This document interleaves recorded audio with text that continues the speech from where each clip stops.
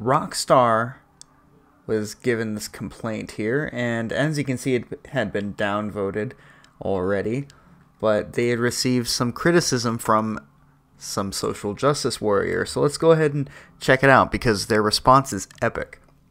Hello, I've been playing your game since GTA San Andreas and have been dealing with the same stereotypical overpowered male syndrome for a long time.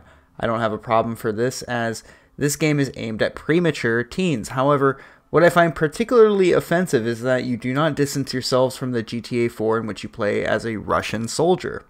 Don't you think in this current political climate, you should be more accepting, for example, of different cultures? I get it that you let us play as stereotypical black guy in Ballad of Gay Tony, who works for a very white, imaginative gay guy. I think with the current political climate, you should distance yourselves from that horrid game, as we know Russians are trying to control us. Or have they bribed you too, devs? Please issue a statement or something to get more gamers, because I am ashamed to have GTA 4 in my player history on Xbox 360.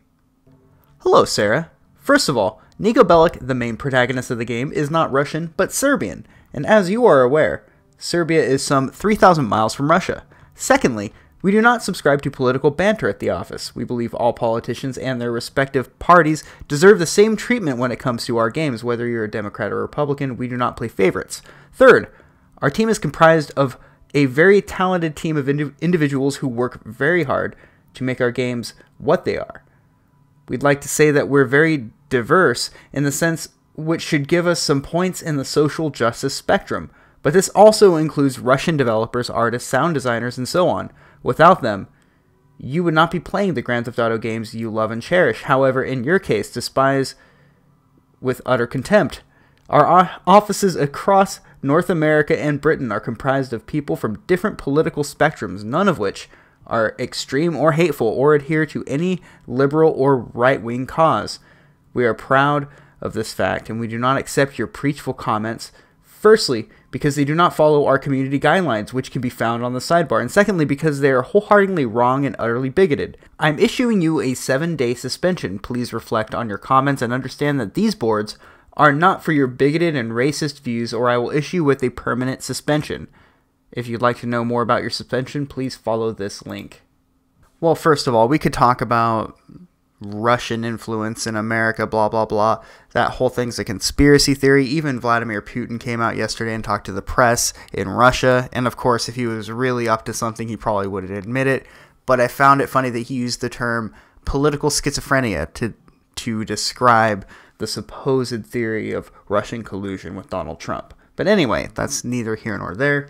Let's go ahead and proceed with my criticism and thoughts on this post. First of all, much respect to Rockstar, who is probably one of the few companies that didn't back down to these bullying tactics from these radical Marxists.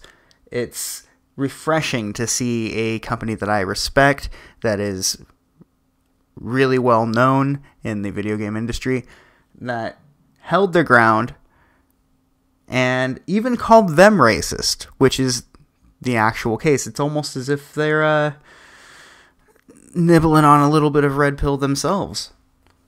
But this is a type of company I'm happy to support, not just because I agree with their analysis and what they have to say, but because they aren't being bullied by one person on a comment section somewhere.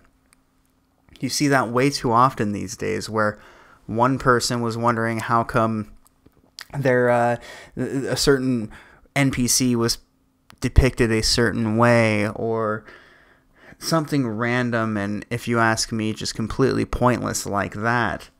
And instead, Rockstar dug their toes into the ground. They say, no, we are diverse. We don't play favorites. We make fun of everybody. And, you know, another good example of someone that does that, at least in their former years, were South Park. Now, this last season was okay, but you could tell that they were kind of apprehensive about taking a side or being too hard on any one side simply because it was so divisive. I really can't blame them, if I'm being honest. But they have always made their reputation based on the fact that they don't pull punches for anybody. I wonder, will we be seeing some satire and some criticism of the social justice culture in Red Dead Redemption 2? I think we might.